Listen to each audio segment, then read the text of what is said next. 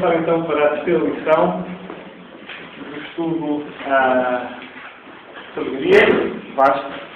Nós hoje vamos entrar num capítulo bastante mais específico e bastante mais técnico e mais, talvez mais difícil de perceber. A Bíblia, quando fala dele, diz que ele é mais difícil de perceber, porque não adianta estarmos a dizer que não é.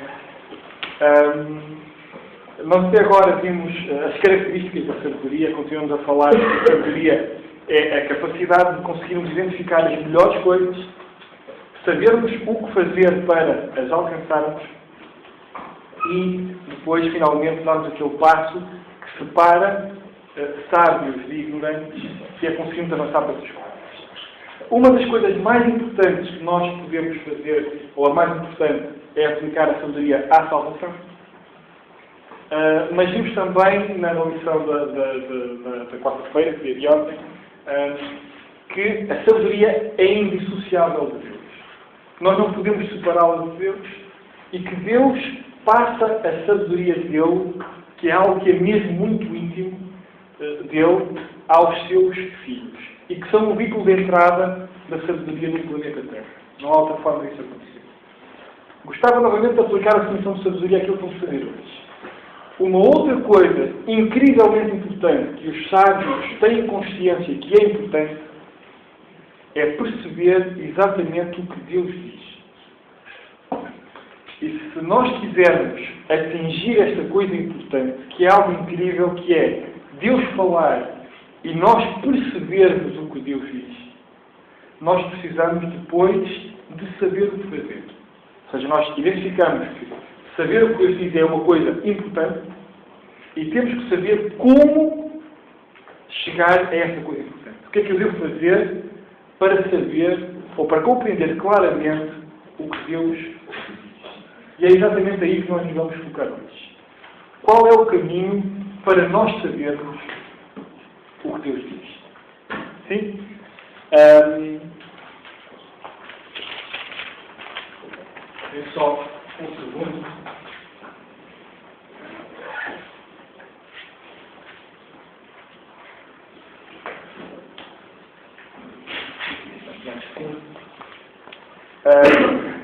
Nós já sabemos que a sabedoria é algo que só existe dentro de Deus.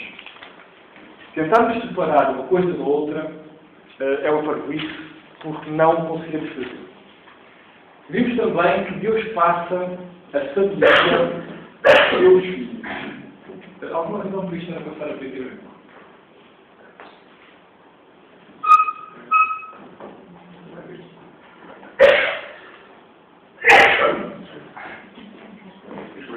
Sim, por favor. E é através dos seus filhos que a sabedoria chega ao mundo. Alvela, por favor, se conseguimos corrigir alguma coisa. Aquele segmento branco que está demasiado.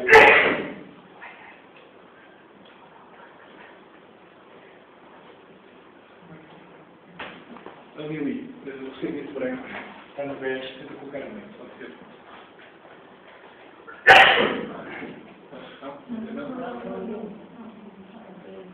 Não queria fazer configuração.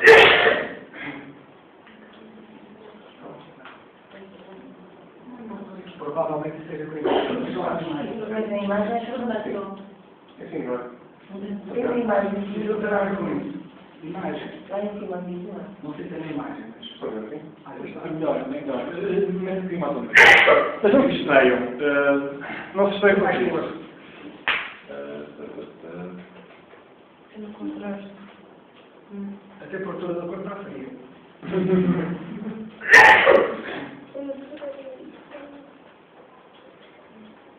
Olha, se tiver alguma coisa para formatar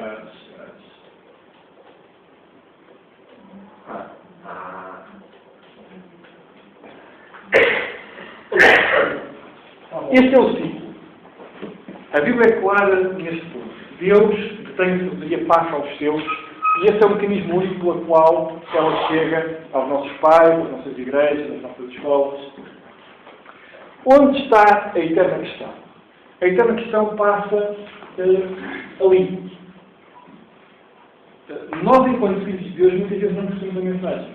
E porque não percebemos exatamente como Deus a pretende transmitir, nós passamos uma imagem que está corrompida. Passamos uma mensagem que diz assim, Deus diz, quando de facto Deus não diz. E dizemos, Deus manda fazer, quando Deus de facto não manda fazer. É por causa deste erro no processo de comunicação da mensagem de Deus que nós ouvimos frequentemente as pessoas dizerem-nos assim, mas se vocês estão certos, porquê é que são tão poucos? Porquê é que a vossa igreja tem umas poucas dezenas? Então e os outros todos estão errados? Ouvimos esse tipo de discurso muito frequentemente. Para não falarmos de um discurso mais duro. Quantas vezes os cristãos, e agora mais os evangélicos metem-se a jeito, são ridicularizados pela mensagem que transmitem? Nós vimos uma qualquer reportagem que envolve uma igreja evangélica e nós temos 10 pessoas aqui para trás porque alguém coloca a mão à frente da testa. Pai, toda a gente goza como os evangélicos. Nós passamos uma mensagem que é de facto irreal, que é absurda. A sabedoria de Deus não é essa.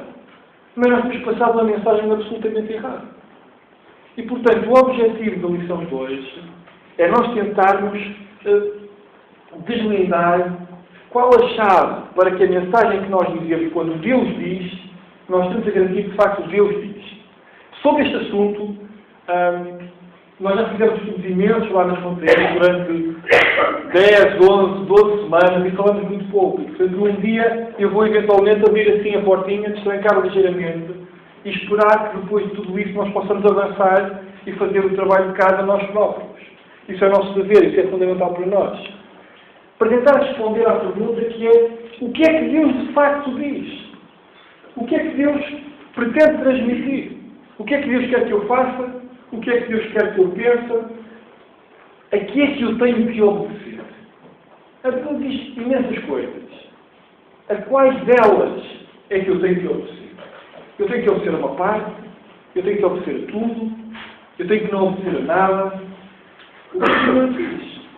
A Bíblia fala no que eu devo comer. E eu devo obedecer à Bíblia no que diz respeito ao que eu devo comer. A Bíblia fala no que eu devo vestir, falamos à noite. E eu devo obedecer à Bíblia no que a Bíblia diz no que diz respeito ao vestir. A Bíblia diz como é que eu devo adorar a Deus. E eu devo obedecer à Bíblia na forma de adorar a Deus. A Bíblia diz o que é que eu tenho que fazer para ser salvo. E eu devo obedecer à Bíblia no que diz respeito a ser salvo. Mas a questão para vocês é esta. O que é que Deus diz? O que é que Deus diz? E vamos começar com uma pergunta muito simples. Já que eu ganhei uma Coca-Cola, que é das coisas que mais falta assim quando estou no acampamento, o que é que a Bíblia diz no que diz respeito à comida? Sabem que a Bíblia fala no que diz respeito à comida. A Bíblia diz o que é que nós dizemos. O que é que a Bíblia diz? E vamos começar lá pelo princípio. O que é que Adão e Eva comiam? Fazem ideia? O que é que eles comiam? Eles eram vegetarianos. Eu nem sei se eles comeriam vegetais. Que eles comiam fruta, eles comiam fruta. Nós vemos lá no Gênesis o Senhor dizer: tudo o que estiver no mar será o vosso mantimento. Exceto da árvore do conhecimento do bem. Eles comiam frutas. Eles comiam maçãs, eles comiam laranjas, eles comiam bananas, eventualmente. Comiam frutas. E nós temos que ser cientes disso. Quanto à comida, vocês vão comer fruta. Avançando um pouco mais, Adão e Eva pecaram, eles foram expulsos do jardim do Éden, e nesse pós-Éden, o que é que eles comiam? Sabem? Foi um bocado mais difícil.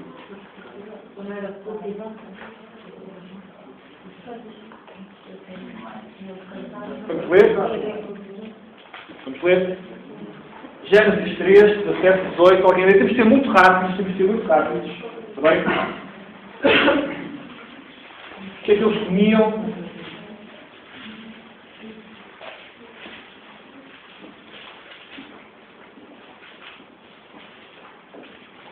Abel era pastor, não é? Mas ele não comia as ovinhas. Alguém lê assim, estamos a perder muito tempo, muito rápido, muito rápido. E então diz, portanto, deste ouvido à voz da tua mulher, comeste tarde, ordenei dizendo, não comerás dela, maldita é a terra por causa de ti. Com dor comerás dela todos os dias da tua vida. Espinhos e cardos também produzirás, e comerás a erva do campo. Comerás a erva do campo. Uma grande restrição alimentar. Depois disso, quando o Senhor criou o seu filho, que nós vimos, que se chamava Israel, o Senhor deu-lhes outras instruções. Ou melhor, já só pensou. Após o dilúvio, Noé, a arca, o Senhor também se referiu no que dizia respeito à comida. Não é? E naquele versículo, o Senhor diz, tudo que for animal, tu podes comer. Só a partir de Noé, nós vemos os animais serem incluídos na alimentação das pessoas. A vaca, o porco, a ovelha, o marisco, as aves. O Senhor disse claramente a Noé, e eu leio esta rapidamente, Gênesis 9, tudo quanto se move que é vivente será o vosso mantimento. Tudo vos tenho dado como a erva verde. Aquela erva que o Senhor falou a Adão, ele disse, eu vou substituí-la por tudo o que mexe. Minhocas, cobras, morcegos, gafanhotos, tudo o que se move será o vosso mantimento. O que é curioso, porque o povo do Senhor, Israel, ainda hoje não são conhecidos pelas suas sérias restrições alimentares. O Senhor, quando falou acerca da nação de Israel, e a passagem não é de todo esta, não é de todo esta, enfim, não é toda aquela, depois posso corrigir, de todo o tipo de carne, o Senhor separou algum muito específico. Até hoje, os israelitas mais fundamentalistas não comem o porco, não comem a maior parte do risco, não comem uma enorme série de animais, que eles consideram os animais imundos. E não comem. Podem pôr o Levítico 1, porque é o Levítico 1. Anotem, por favor, o Levítico. Foi cópia do slide anterior e ficou. Notem uma coisa. 4 momentos muito específicos em que o Senhor diz, tu deves comer aquilo, e de seguida o Senhor diz, a tua restrição alimentar passará a ser outra e vais passar a comer uma coisa diferente. Avançando um pouco mais no tempo e referindo-se à Igreja e ao seu corpo, nós vemos Paulo escrever aos Coríntios.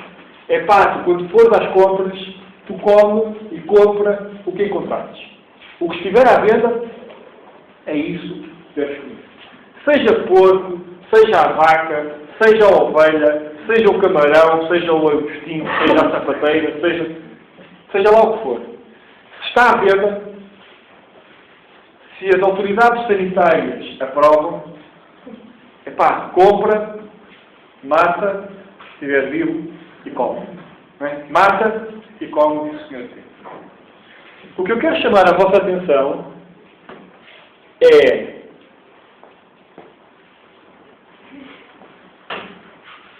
isto foi uma mudança ou não foi uma mudança? Foi. Deus, notem que eu não estou a falar, a humanidade decidiu deixar de comer fruto e passar a comer erva, deixou de passar a comer erva e decidiu começar a comer carne. A humanidade não decidiu.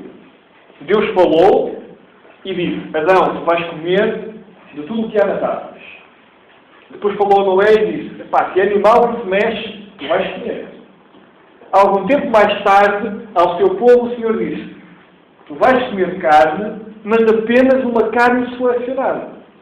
E séculos mais tarde a mensagem inverteu-se novamente. Tudo o que se vende é o que vais comer. Há uma séria mudança nas restrições alimentares que o Senhor falou. Quando o Senhor manifestou a sua sabedoria no que diz respeito à comida, à banal comida, nós vemos que ao longo da história bíblica, o Senhor falou de formas muito distintas. No que diz respeito à banal comida. Este é um assunto importante. Houve uma séria mudança. Tal como eu quero melhor para o Pedro, em determinada altura dava-lhe apenas leite, depois começamos a dar-lhes passas, depois começamos a dar-lhe fruta, não sei se por esta ordem se por outra qualquer, e sopa, e hoje ele come tudo o que se vê. E ele literalmente come tudo o que se vê aqui à vista. Só que ele começa o pequeno almoço às 7 e acaba às 10, e às 10h30 está a comer a fruta. E, portanto, o almoço vai começar daqui a 5 minutos. Portanto, eu sou o mesmo pai que quer o bem dele, mas a cada refeição eu dou-lhe coisas diferentes. A cada momento da sua vida, eu dou-lhe coisas diferentes. E o Senhor, relativamente à comida e à humanidade, fez exatamente o mesmo. Em momentos distintos, o Senhor disse, tu vais comer coisas diferentes. O ponto importante que nós devemos frisar imediatamente é o mesmo Deus, com a mesma personalidade, o mesmo caráter, os mesmos valores, a mesma vontade e o mesmo interesse no ser humano, o mesmo Deus, por razões distintas que ele entendeu, disse-lhes coisas diferentes. E nós temos, em termos de comida, saber o que é que Deus diz. Muito seriamente. O que é que diz? O que é que Deus te diz acerca da comida? Porque tu abres a Bíblia e dizes assim, olha, o Senhor está a dizer que eu só posso comer fruta. E ali o versículo de facto diz que só se pode comer fruta. E mais à frente diz que de facto se pode comer toda a carne. E depois um bocado mais à frente diz que afinal já não se pode comer a carne toda. O que é que fica? Era importante responder. E o que é que fica? Porque a Bíblia diz tudo isto. Diz que só se pode comer fruta, depois diz que só se pode comer erva, depois diz que se pode comer a carne toda, depois já não é a carne toda, depois já é a carne toda outra vez. Nós temos que identificar claramente qual destas restrições se aplica a mim. Qual delas fala de mim.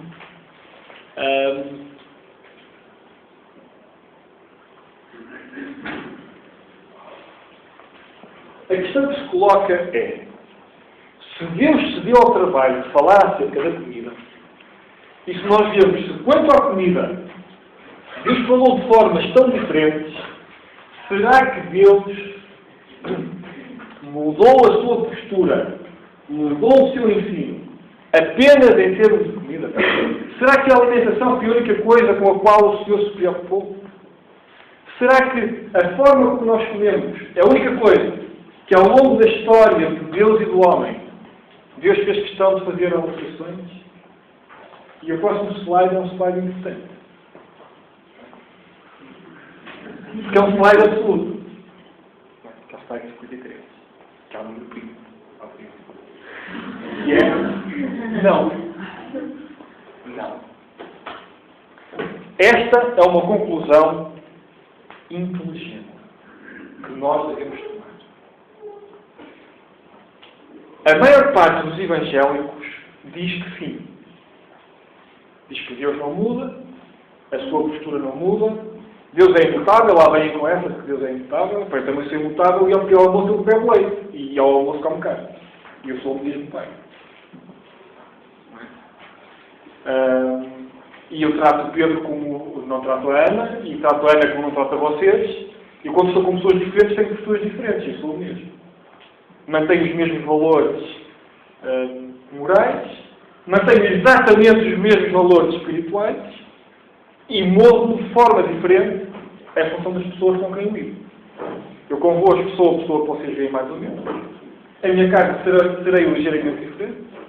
Em casa dos meus pais terei, obviamente, variante de comportamento que tenho. E é importante que nós vejamos que Deus mudando a sua forma de agir com as pessoas, é inteligente nós chegarmos à conclusão que isso não tem nada a ver com a sua imutabilidade. Aliás, seríamos muito tolos se pensarmos que perante circunstâncias diferentes temos que agir da mesma maneira. Não é? São 6 da tarde. Está um sol quentinho, esteve a aquecer a piscina toda. E eu digo, pá, aqui da tarde tem que mergulhar. que depois chega o dia 21 de dezembro. E eu, não mudo, e tenho um caráter que é imutável, no dia 21 de dezembro, lá no bicho, e mergulho na piscina. Sou inteligente, sou um sábio. Certo? Mas a comunidade evangélica está ferida deste raciocínio. Que acha que é o raciocínio? Epá, nós não podemos contrariar que o Senhor é imutável. Isto é o raciocínio que é, epá, eu andei os meses todos a tentar discutir com a Ana qual seria a palavra indicada para descrever a falta de inteligência. E não chegamos a nenhuma que fosse agradável. Mas é burrice pensar assim. É estúpido pensar assim. Nem os miúdos na escola primária raciocinam a este nível tão baixo. A imutabilidade de alguém diz respeito ao seu caráter, aos seus valores, à sua espiritualidade e não interfere com a forma como trata com pessoas. E nós devemos chegar a esta conclusão que é importante. Deus, ao longo da história da humanidade, teve sempre posturas distintas relativamente a alguns assuntos. E posturas diferentes não significa, não colide com a imutabilidade de Deus. Ao longo da história da humanidade, nós vemos que Deus falou de forma diferente no que diz respeito à alimentação. Ao longo da história da humanidade, Deus falou de forma diferente no que requeria das pessoas. Por vezes requeriu um sacrifício, por vezes requeriu obediência absoluta. Em algumas circunstâncias, o Senhor pediu ofertas de dinheiro, noutras alturas pedia que as pessoas fossem batizadas. Hoje, nós já percebemos que Deus exige que nós tenhamos fé e mais nada.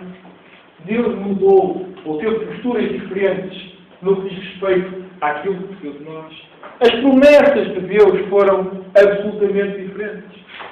O Senhor disse ao seu povo: vocês vão para uma cidade e vão ficar com as casas que estão lá, e as casas estão cheias e os campos estão cheios, e vocês não compraram as casas, não as construíram, não as rechearam e vão ficar com elas. Epá, façam isso. E eu vou visitar-vos à prisão. A postura de Deus quanto às suas promessas é diferente. E quão é importante nós sabermos exatamente o que Deus nos prometeu. Os procedimentos, a quantidade de coisas envolvendo o tabernáculo, a lei do Senhor, a quantidade de coisas que Deus pediu e que atualmente o Senhor não exige que nós façamos. Os hábitos que nós temos, até a questão da comida. O Senhor teve posturas distintas quanto a estes assuntos. O Senhor não teve posturas distintas quanto aos seus valores. O que é justo é justo. O que é verdadeiro, porque aí sim o Senhor é imutável. O Senhor nunca comprometeu os seus princípios. E vocês já percebem que as restrições alimentares, elas baseiam-se no interesse que Deus tem no nosso bem-estar. Isso não mudou nunca, em instante nenhum. A personalidade de Deus, de forma alguma, foi afetada. E é importante que nós cheguemos a essa conclusão. Dizer que uma pessoa que muda de postura é uma pessoa mutável, tirar esta conclusão é estupidez. É falta de inteligência. É falta de bom senso. Não há ninguém com 2 dedos de testa que gira a sua vida com este tipo de raciocínio. E é importante que nós vinquemos essa posição muito seriamente.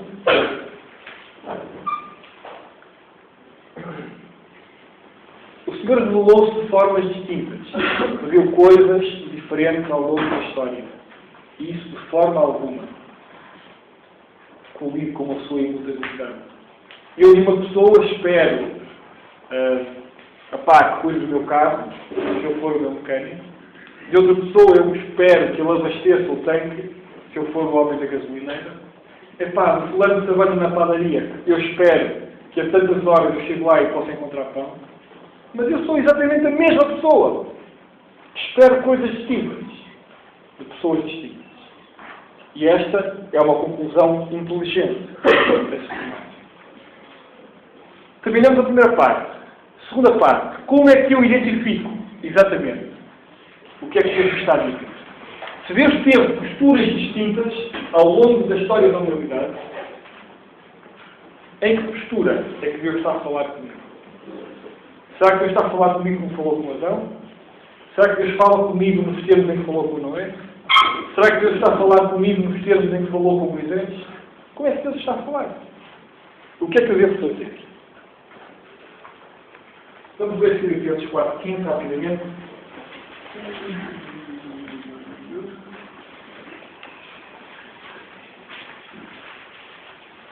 Alguém pode ler muito rápido, muito rápido, muito rápido?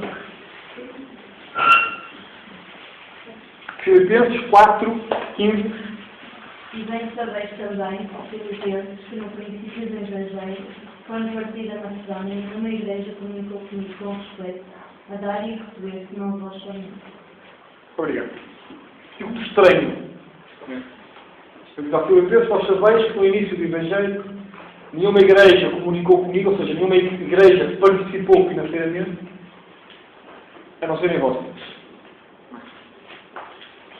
E nós perguntamos, o que é que o versículo diz? Pá, não diz nada. Diz muito pouco. Há uma expressão que é para sublinhar, óbvio. Faço a linha do tempo. Que é a expressão princípio do Evangelho. E princípio, ou início, não é princípio de valor, é o início. Dali temos uma linha de partida. Pá, quando começou. E é curioso, quando Paulo escreve isto, estamos a falar do ano 40 e tal, ano 50, depois de Cristo. O Senhor já tinha morrido, já estava na glória, e nós vamos falar do início do Evangelho. E a pensar assim, ó Paulo, estás a dormir. Bem, então e o Senhor? Então o Senhor não andou a evangelizar durante tanto tempo. O Senhor não foi crucificado quando as pessoas voltaram contra a sua mensagem. Há aí uma ligeira variação. Talvez seja um gap qualquer. Não estás a perceber exatamente o que está a acontecer. O que é isto do início do Evangelho? Como é que o Evangelho pode ter começado com Paulo, se Paulo viveu tanto tempo, ou começou a pregar tanto tempo, depois do Senhor ter vindo falar sistematicamente do Evangelho? Como é que é possível? A resposta é muito simples.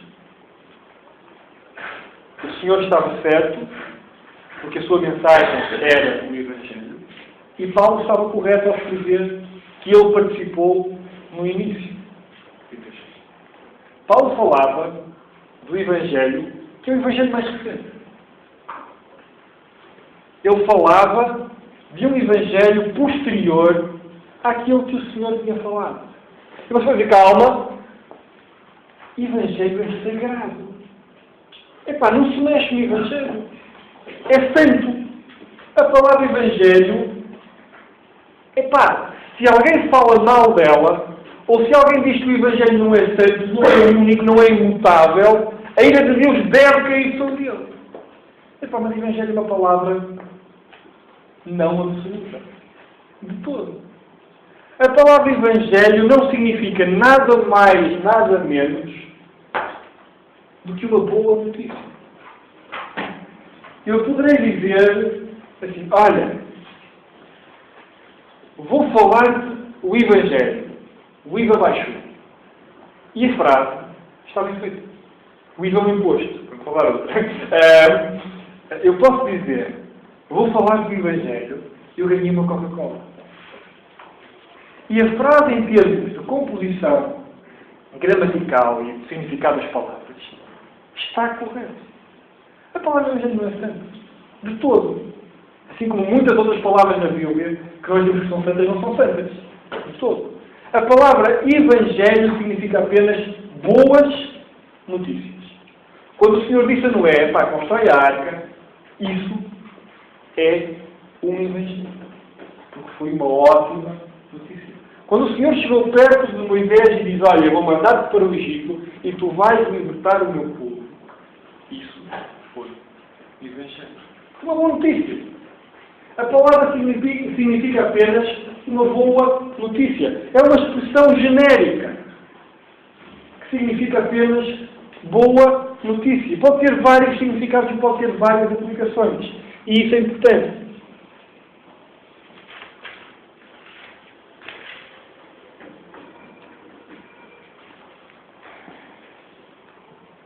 Quando nós ouvimos o Senhor falar o Evangelho, e nós ouvimos Paulo falar no Evangelho, e nós ouvimos João falar no Evangelho, não há nada lógico e inteligente que diga que a mensagem é a mesma.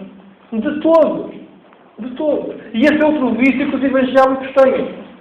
Que o Evangelho é sagrado, é uma mensagem única, imutável, que não se pode beliscar. E Evangelho significa apenas que é uma boa notícia. E há tantas ao longo da Bíblia. Há tantas ao longo da Bíblia. Mas nós temos dito que o Evangelho é a mensagem de que nós temos que crer no Senhor e seremos salvos. O Evangelho não é isso. O Evangelho significa apenas que é uma boa notícia. E há imensas. Há muitas na Bíblia. O que é importante nós sabermos é que o Senhor deu boas notícias a Adão. O Senhor deu boas notícias a Abel. O Senhor deu boas notícias a Noé. O Senhor deu boas notícias a Moisés, a David. O Senhor deu boas notícias a José, que foi pai de Jesus.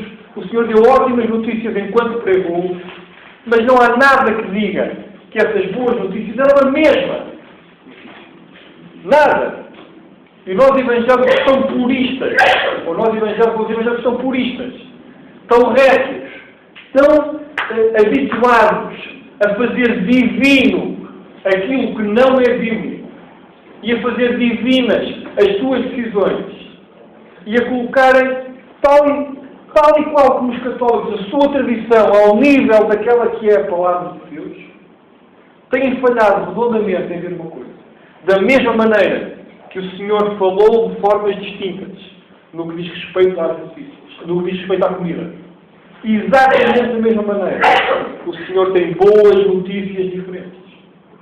A determinada altura o Senhor disse as boas notícias ao seu povo, dizendo: se tu pecares e arrependeres, tu ofereces um animal e eu vou perdoar. Que bela notícia. Mas essa notícia não é para nós. Essa notícia não foi dirigida a ti. Não te adianta nada pegares uma ovelhinha e ofereceres ao Senhor, porque essa mensagem não foi para ti. O Senhor, quando veio e começou a pregar, ele falou do reino de Deus e disse: quem compreender, quem crer que eu sou o Filho de Deus e for batizado, eu vou salvá-lo. E essa era uma ótima notícia. Mas o Senhor não a dirigiu a nós. O Senhor não a dirigiu a ti. Se tu creres que Ele é o Filho de Deus e fores batizado, eu lamento dizer que, apesar da Bíblia dizer quem crer e for batizado será salvo, tu não serás salvo. E é nesse momento que os evangélicos me querem apedrejar. Não é? Porque a Bíblia diz que quem crer e for batizado será salvo. Mas eu digo, epá, quem crer e for batizado não será salvo. Literalmente contra o versículo da Bíblia. E eu não me sinto arrogante. E eu não me sinto debaixo da ira de Deus. Aliás, eu fico feliz por dizer que, ao contrário do que está escrito, quem crer e for batizado não será salvo. Porque numa notícia mais recente, eu já vos falei disso, a Bíblia diz que aquele que crê e não faz nada, esse será salvo. E se eu for batizado, eu estou a fazer alguma coisa que o Senhor proíbe. Estou a colocar-me debaixo da ira do Senhor. Tu tens que saber exatamente que boa notícia é que Deus tem para ti. Que boa notícia é que o Senhor fala hoje à sua igreja. Qual é que vale? Se tens que dar a ovelha, ou se tens que ser batizado. Qual é a boa notícia que Deus tem para ti? E temos que concluir de uma forma inteligente que a boa notícia, podemos chamar-lhe a boa notícia da graça, podemos chamar-lhe a boa notícia para a Igreja, podemos chamar a boa notícia para os dias de hoje. Há quem diga a mensagem de Deus para nós. Essa mensagem, ela está na Bíblia, querido. Mas não está no texto que diz que quem crer e for batizado será salvo. Não está lá. É quase um slogan publicitário. As boas notícias da graça, elas estão disponíveis numa carta cujo autor seja Paulo. Quando eu era miúdo, acordava a ouvir uns animados espetaculares. Tive para trazer a música, mas achei que seria demasiado infantil. O Carteiro Paulo. Quem viu o Carteiro Paulo? O Carteiro Paulo. É verdade. O Carteiro Paulo. Um boneco de plasticina, muito simpático, com um nariz enorme e um carro vermelho. É importante que nós peguemos na Bíblia e cheguemos a esta conclusão. Que o que Deus quis dizer ao seu filho Israel, Deus pôs um homem chamado Moisés e disse: "Epá, escreve aí." E ele escreveu. Escreveu os 10 mandamentos, escreveu o Pentateuco e por isso seguimos. E no que diz respeito ao seu povo que era Israel, Deus chamou Moisés e disse: "Epá, escreve aí." No que diz respeito ao seu povo que não é Israel, aquele povo que tem todas as nacionalidades, que tem os portugueses, que tem os espanhóis, que tem os checos, que tem os outros todos. Deus também chamou lá. Paulo, anda cá, escreve. E tantas vezes, quantas nós ouvimos, ou semelhantemente, tantas vezes, quantas nós ouvimos falar na lei que foi dada por Moisés, aparece umas 15, 16 vezes. Nós vemos também umas 17 ou 18, Paulo a falar nestes termos. A dispensação da graça, ela foi concedida em relação a vós. Este é um versículo importante. Aliás, todos os 4 que vocês ali são importantes. Esta é uma mensagem muito clara da Bíblia. Que no que diz respeito ao tempo da graça no qual nós vivemos, esse assunto, ele foi concedido a quem escreveu. Paulo escrevia, me foi concedido. Esse assunto é meu, essa matéria é minha, disso falo eu. No que diz respeito à mensagem para vós, disso falo eu. Dizia Paulo. O teor é a mesma coisa. Vocês sabem que a Bíblia divide os judeus e gentios entre circuncisão e incircuncisão. E Paulo dizia, a incircuncisão é minha. Se diz respeito a esses, Deus confiou em mim. Paulo falava de si como pregador para os gentios. Se tu não és judeu, se tu és português, se tu és sul-africano, se tu és, pensa lá na nacionalidade mais estranha que possas pensar. Angolano, qualquer coisa. Australiano, assim uma coisa. A mensagem que Deus tem para estes, Deus entregou ao pregador de Paulo. O apóstolo dos gentios. O pregador daqueles que não são judeus. Esse é Paulo. E se tu queres identificar claramente o que Deus quer que tu faças, se tu queres saber exatamente o que é que tens que comer, como é que tens que adorar, o que tens que fazer para ser salvo, tu vai primeiro às cartas que Paulo escreveu. Depois podes ler os Evangelhos, são importantes, são muito sérios, depois podes ler os Evangelhos, são muito sérios e muito importantes. Mas se queres saber a mensagem exata, tu não vais procurar o que Deus disse a outros. Tu vais procurar o que Deus disse a ti. Muito rápido, eu compilei num único slide todas as referências. Depois posso mostrar isso com mais tempo. Todas as referências que Paulo diz, no que diz respeito àqueles que não são judeus, isso é tudo. Se é judeu, fala com Moisés. Se não é, fala comigo. E esta é uma divisão fundamental na Bíblia. aqueles que hoje se batizam, seja para o que for, estão a fazer, às vezes estão a fazer aquilo que Deus nunca pediu em lado nenhum. Mas quando fazem para os elementos que Deus pediu, Deus não pediu a eles. Não é? Deus não pediu a eles. E estão a fazer aquilo que não lhes é pedido. E estão a sair de baixo da graça de Deus para nascer. Podem consultar depois. 1, 2, 3, 4. Epa, tantas. É de perder de vista. Esta é uma mensagem bíblica, não é uma mensagem de um versículo. Não é uma doutrina criada num canto de um versículo qualquer manhoso que tem uma segunda interpretação. Mas sistematicamente nós lemos: se tu não és judeu, se tu vives no tempo da dispensação da graça, Deus falou exclusivamente por um homem chamado Paulo.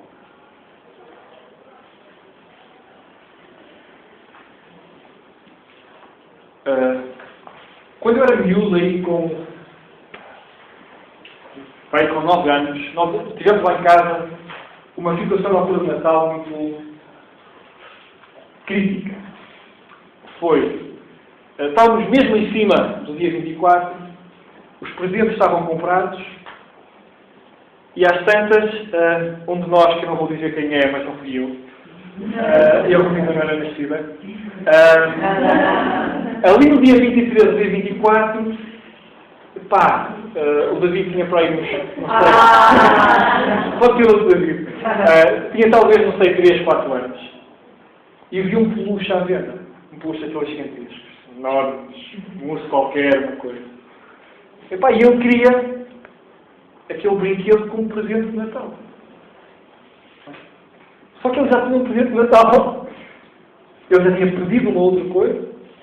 Os meus pais já tinham comprado. Mas o David tinha um desejo mais recente. E a cena que foi, o que ele chorou, o que ele esperneou, porque ele queria um presente mais recente. Ele já não queria aquilo que tinha pedido, ele queria uma coisa nova.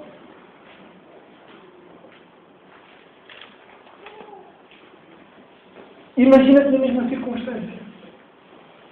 Tu vais ter que comprar um presente para alguém. Não é? O que é que tu vais ter em conta? Aquele presente que ele desejou quando tinha 1 ano? Ou vais dar o presente que ele desejou quando tinha 2 anos? Ou vais dar o presente que ele desejou quando tinha 5 anos? Ou quando tinha 10 anos? Que presente é que lhe vais dar? A menos que seja uma brincadeira, ali do Timóteo ou qualquer coisa. Nós vamos procurar seguir a sua vontade mais. Nós vamos tentar satisfazer o seu desejo mais recente. Usa a tua cabeça. Usa o teu cérebro. Deus pediu várias coisas ao longo da história da humanidade. O que é que Deus te pede? Deus pede uma última coisa. Deus pede na sua vontade mais recente. Na questão da comida. Qual foi a última coisa que Deus disse? Qual foi a última coisa que Deus falou? E a última coisa que Deus falou, tu vai ao talho e come tudo que estiver à venda. Paga-me e depois come tudo que estiver à venda. Procura a mensagem mais recente. No que diz respeito à salvação, qual é a última mensagem que Deus falou? Qual foi? Eu sei que o Senhor disse que quem crer e for batizado será salvo. Mas o Senhor lá na glória falou a Paulo e disse que, agora que a morte de Cristo vale,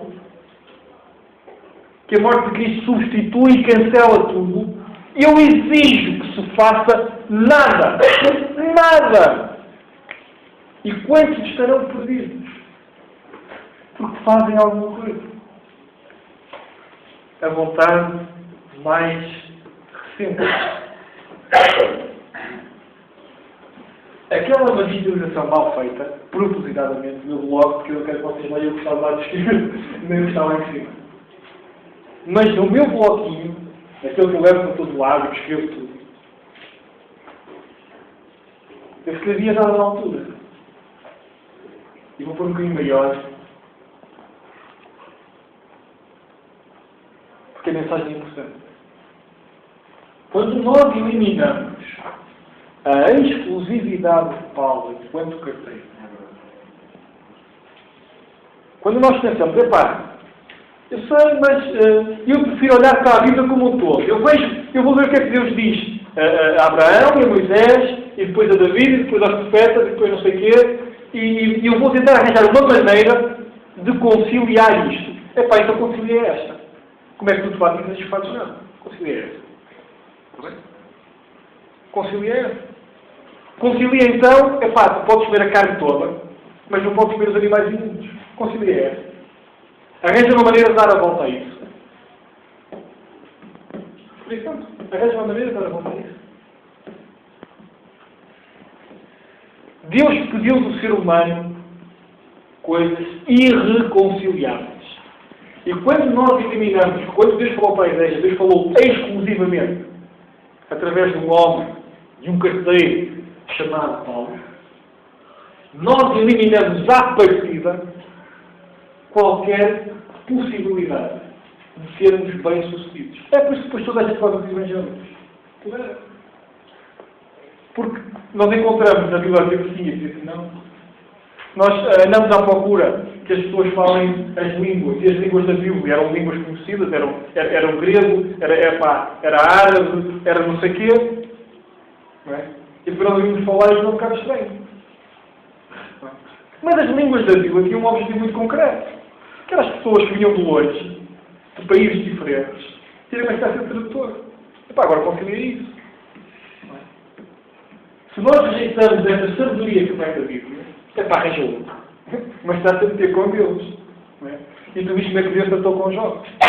Epá, tu sabes, então fala. Achas que és capaz de fazer melhor? Fala. E esta é uma mensagem que é fundamental. Eu não sei que horas. Eu já devia estar a acabar, não é? Espera aí. 47 e 40. Já são 2 minutos depois. Não.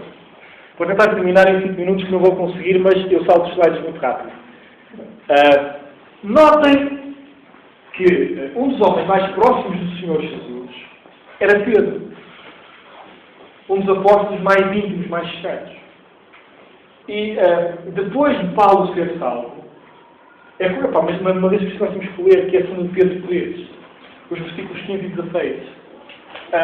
Um homem que esteve com o Senhor durante mais de 3 anos, um homem que liderou a igreja no início do livro dos Atos, um apóstolo extraordinário, a quem lhe fazem uma pergunta assim: ó Pedro, o que é que eu tenho que fazer para ser salvo neste momento, que é o tempo da igreja, que é o tempo da dispensação ou do relacionamento da graça, em que Deus não trata mais exclusivamente com os israelitas, mas trata com a humanidade inteira.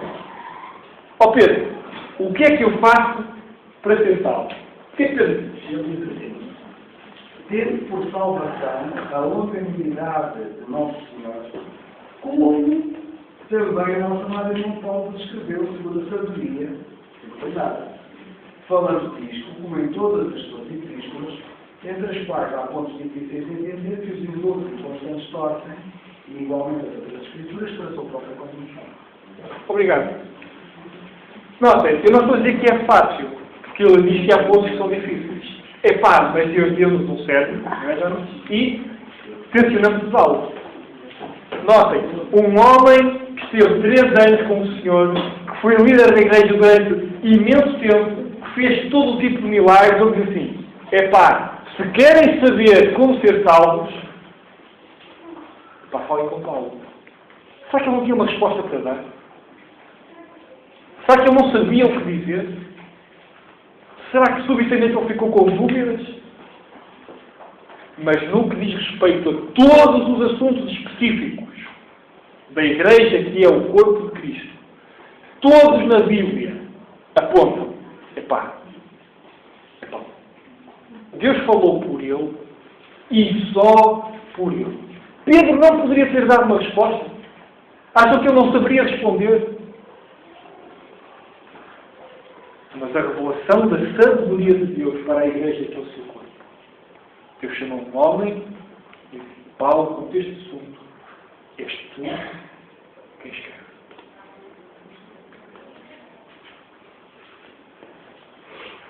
Não vamos ler as passagens, vou só dar isto a correr.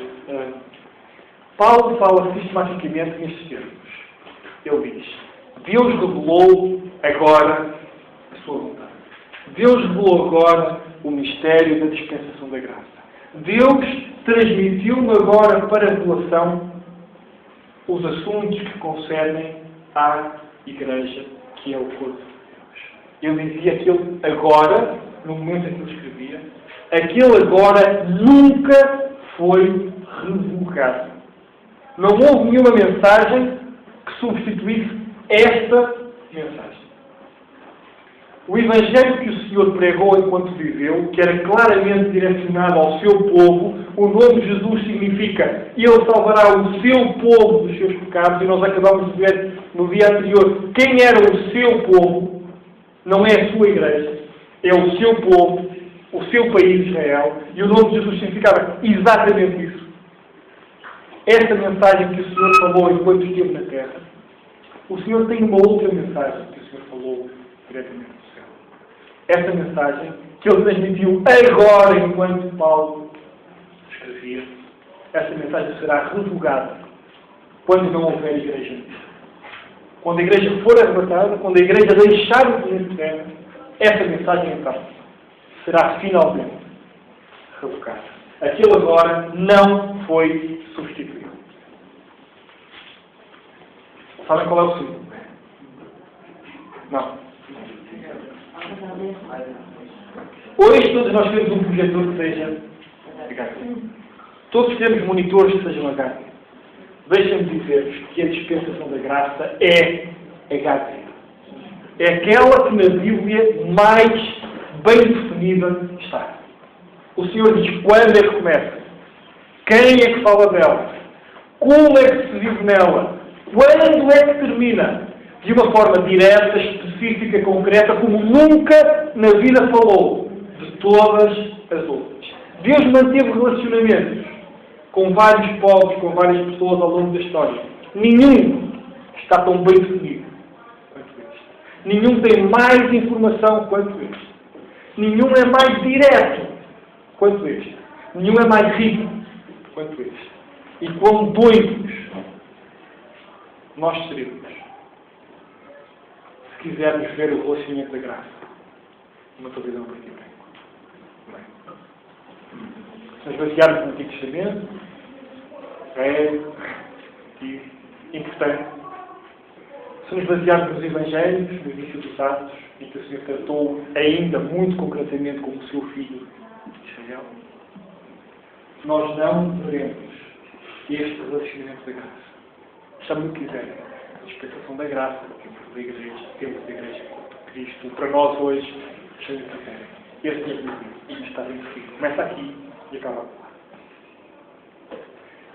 Vou saltar. Só dizendo. Evidências de um novo continuamento. Ninguém fala na cruz como salvação. Procurem. João 3,16. Não diz nada. Onde é que está? Deus amou muito de uma maneira que o seu filho partiu aquilo que nele querer. Tem a vida. Não pareça, mas tem a vida. Subitamente não percebi onde é que estava a cruz neste versículo. Neste versículo o Senhor estava a dizer, mas tens que crer em ti. Eu sei que hoje para ser salvo eu tenho que crer que isto morreu e ressuscitou para a minha justificação. Mas como é que há alguém que vê o Senhor à frente e queria que ele morreu e ressuscitou? É lógica. É inteligência. Ninguém no tempo dos Evangelhos creu na morte de Cristo para ser salvo. Então estava vivo à sua frente. Não é? É óbvio que o querer de João 3,16 não é o querer que hoje nos salva.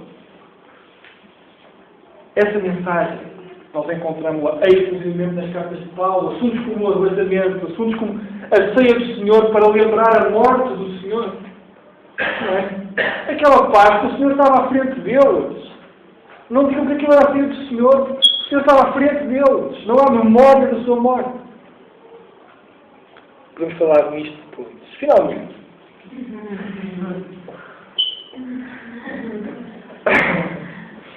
Acalma-se, não é? E vamos ser dispensacionalmente sistemáticos. Que é, eu tenho uma dúvida, seja sobre o que for. Eu tenho uma dúvida sobre um assunto qualquer. Epá, eu não vou saber o que é que Moisés disse sobre o assunto, porque Moisés falou para os israelitas. É importante saber qual é a intenção de Deus, qual é a mente de Deus, qual é o coração de Deus a fazer todas as coisas. E eu não sou purista de todo ao ignorar o resto das Escrituras. Mas se eu quero saber o que é que eu tenho de fazer, como é que eu tenho que me comportar, eu serei estúpido se for ver como é que Deus disse aos israelitas para se comportarem. Não é estranho? Não é estranho eu perguntar ao pai de outro miúdo se posso comer no gelado. É pá, mas é isso que nós fazemos. Não é isso que nós fazemos. Opa, mas é isso que as igrejas fazem. E nós temos que sistematicamente, por norma, se eu tenho alguma dúvida sobre algum assunto, pá, eu vou dirigir. Começa ali em Romanos. Continuamos. E não quer dizer que não estudemos tudo o resto que o Senhor diz sobre o assunto. Que é muito sério, certo? Revela quem Deus é e como Deus te honra. Mas o que Deus quer que tu faças, diz assim, epá, Paulo, escreve o que eu quero que eu faça. E tu serás parte. Depois compramos qualquer. Este é um assunto enorme. E este é o último slide. Este assunto levanta muitas questões. Mas a minha experiência é esta. É que para cada ponto de interrogação, Deus tem colocado um ponto de exclamação. Porquê? Porque esta abordagem dispensacional de identificar cada relacionamento, isto não é uma teoria que um académico criou para aplicar à Bíblia. E há muitas. Essas denominações todas, elas olham para a Bíblia como panoramicamente e tentam arranjar uma teoria que concilie as coisas. É pá, mas isso não é bíblico. De todo. O que é bíblico é Paulo dizer: há um relacionamento da graça que Deus me confiou. E pá, eu creio profundamente nisso. E parto daí. E se eu hoje tenho dúvidas que ainda não percebo, eu não deixo de acreditar no relacionamento da graça exclusivo de Paulo, só porque tenho dúvidas. Mas eu parto desse princípio para tudo o resto. Para tudo o resto. Tendo a garantia de que em algum instante o ponto de interrogação será um ponto de exclamação. E este é um assunto importante. Quando Paulo fala a Timóteo e diz para ele na doutrina do estágio de corrupção, é isto mesmo. É tu partir daí e saber que bate tudo certo. Se partires dali não há incongruências. Se partires dali não há contradições. Há riquezas. Há esclarecimento. Há bênçãos. Isto tem um nome. Há.